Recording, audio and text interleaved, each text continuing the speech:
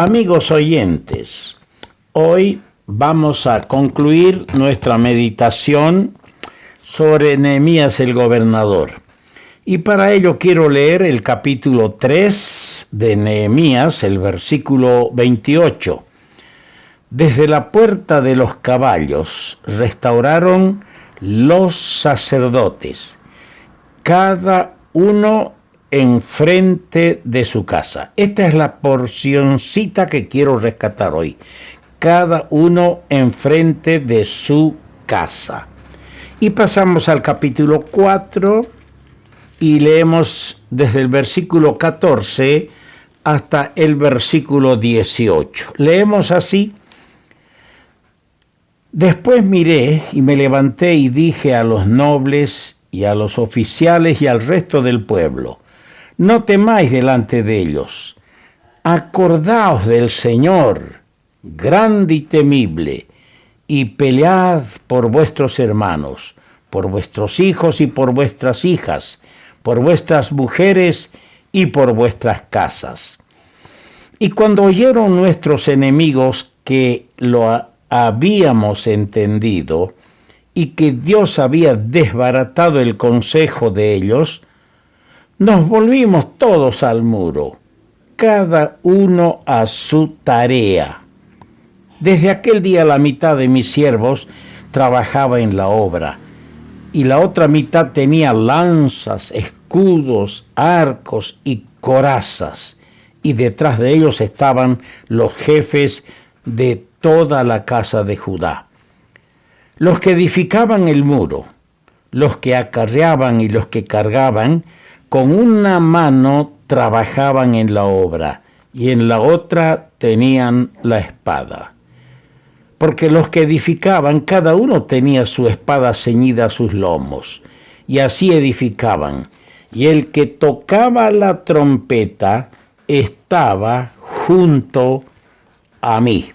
Que nuestro Dios añada su más rica bendición. El Señor le dijo al endemoniado gadareno que acababa de curar y de echarle los demonios de él, le dijo estas palabras.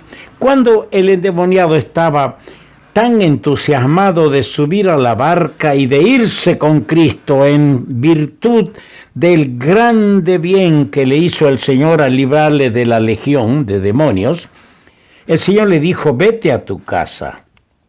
Esto lo registra el evangelista Marcos en el capítulo 5, versículo 19. Vete a tu casa, a los tuyos, y cuéntales cuán grandes cosas el Señor ha hecho contigo.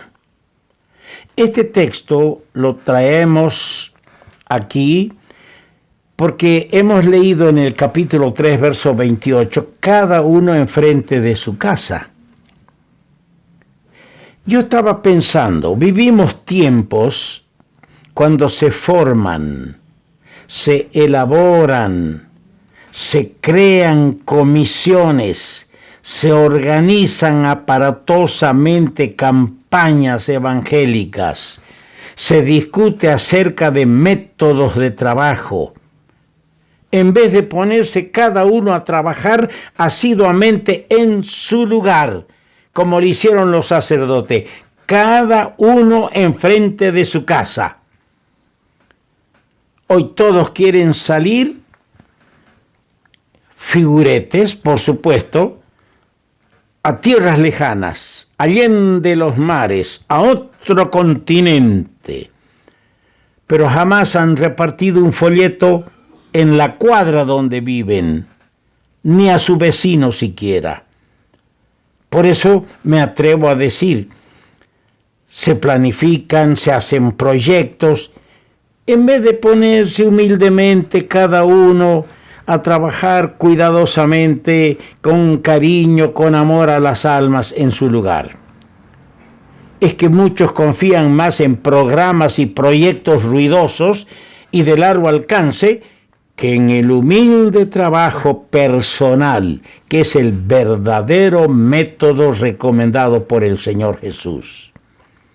Otros ponen sus ojos, ¿sabe qué?, en campos ajenos, robando creyentes, robando profesantes a veces.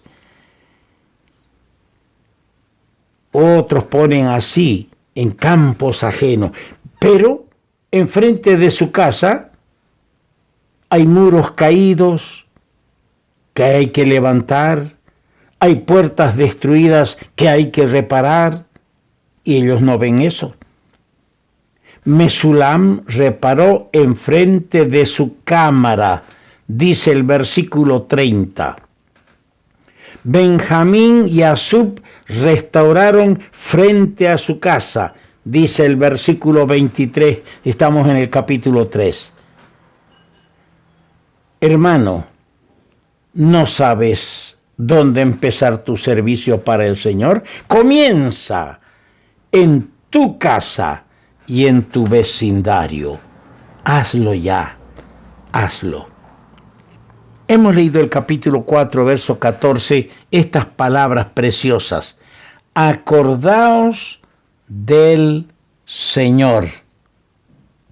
3 palabras. Acordaos del Señor. Qué magnífico lema para mi vida diaria.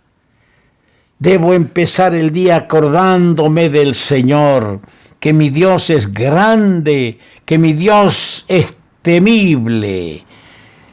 Eso me dará la fortaleza para enfrentar la lucha diaria, la fuerte lucha a veces cada día. Hay grandes dificultades para encarar.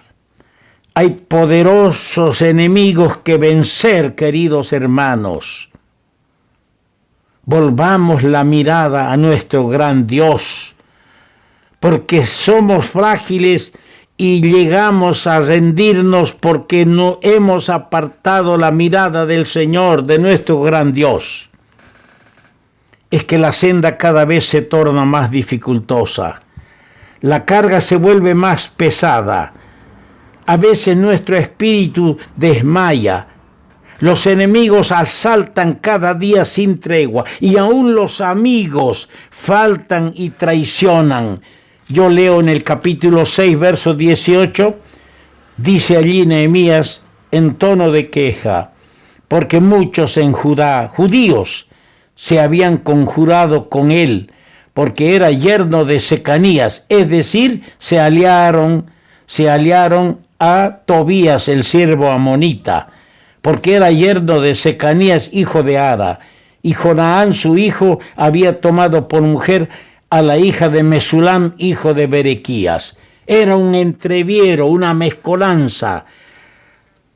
Había un yugo desigual prohibido en las Escrituras. Y por eso es que los llamados amigos eran amigos cuando estaba con ellos, después lo traicionaban a Nehemías. Acordaos del Señor, acordaos del Señor. Altos muros nos cierran por los 4 lados, pero vendrá socorro de arriba.